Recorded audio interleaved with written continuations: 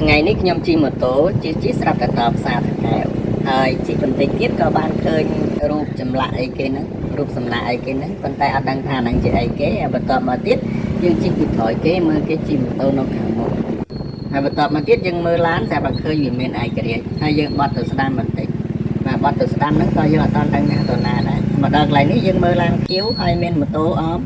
mà đợt lại ní miền spiên ai cái miền lơ môi khổ muối hai miềnទឹកនៅពីក្រោមហើយមានបឹងគាត់ជុំវិញទៀត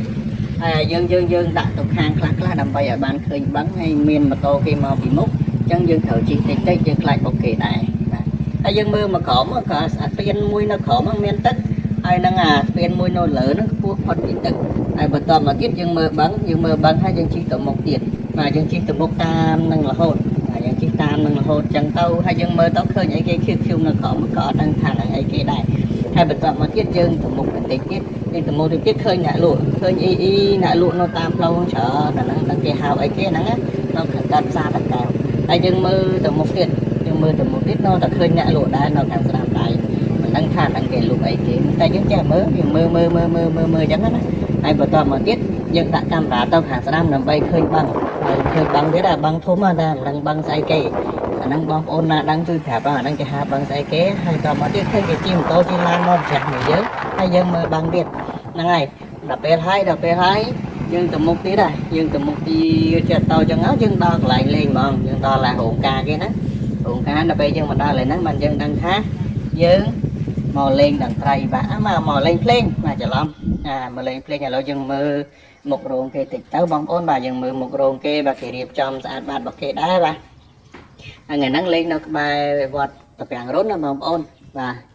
ហើយយើងមើលតិចទៅបាទយើងមើលគេរៀបចំអញ្ចឹងអានេះថ្ងៃអត់តាន់យប់ទេ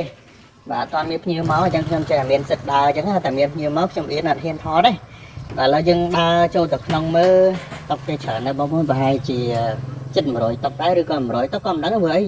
មានកន្លែងខ្លះយើងមើលអត់ឃើញអញ្ចឹងណាហើយខ្ញុំដើរទៅមុខអត់ឃើញថាឃើញឆាកយើងលឹមឆាកយើងពងរៀបបាទមិនតាន់ហើយអីប្រហែលទេគាត់ថាពងរៀបបាទយើងឥឡូវយើងដើរទៅមុខតិចទៀតយើងដើរទៅ web ហើយតិចទៀតហើយយើងដាក់កាមេរ៉ាទៅខាងស្ដាំបាទយើងដាក់កាមេរ៉ាទៅខាងស្ដាំយើងមើលតុកនៅជ្រុងនេះថែមទៀតអូតុកគេច្រើនគូសំបងប្អូនអញ្ចឹងម្ដុំដឹងតាយ៉ាងថ្ងៃងាយតិចគេមកហើយអញ្ចឹងយើងបញ្ញាប់ទៅបន្តិចទៀតយើងទៅរៀបចំខ្លួនបាទឥឡូវនិយាយគឺដល់វគ្គទីកបាទដល់វគ្គទីកហើយអញ្ចឹងទីកយើងកំពុងតែនិយាយហើយដៃអត់តំណើបហ្នឹងក៏ចុះមកថតបាទដៃអត់ហ្នឹងវាចូលចិត្តថតដល់ដោយសារការងារវាតទៅនឹងថតហ្នឹងទៅពេលអញ្ចឹងទៅវានៅអត់សុខទេបាទវាចុះទូនោមហើយវាមកថតទីកនិយាយបាទហ្នឹងឥឡូវយើងស្រែមើលមកជុំហ្នឹងវាងឹតអូមានមនុស្សតែមានអត់ទេយើងមើលយើងមានចុងភោមានអីដើរអញ្ចឹងវិលជុំវិលមុខយើងឡើងលើឆាវិញដល់វគ្គកាត់ផ្លែឈើហ្មងហ្នឹងនេះទីកកំពុងណារៀបចំឲ្យកូនម្លោះកូនមុំបញ្ចុកផ្លែឈើគ្នាអីចឹងណាហ្នឹងហើយឥឡូវយើងអត់ចាំបាច់រៀបរាប់អីច្រើនទេចង់បញ្ជាក់ជូនបងប្អូនទាំងអស់គ្នាថាមានកម្មវិធីផ្សេងត្រូវការប្រគំតន្ត្រីបាទសូមនឹកឃើញទៅដល់ MyD សុភិនតន្ត្រីផងបាទ MyD សុភិនតន្ត្រីគឺប្រគំជូនបងប្អូនទាំងអស់គ្នានាំមកជូននៅភាពសប្បាយរីករាយហើយបំភ្លេចអស់ទុកកង្វល់បាទសូមកុំភ្លេចបាទសុភិនតន្ត្រីហើយចឹងគឺថាបងប្អូនអាចតាក់ទងមកក្នុង comment ក្នុង chat អីឬក៏ចូលទៅ search នៅក្នុង Facebook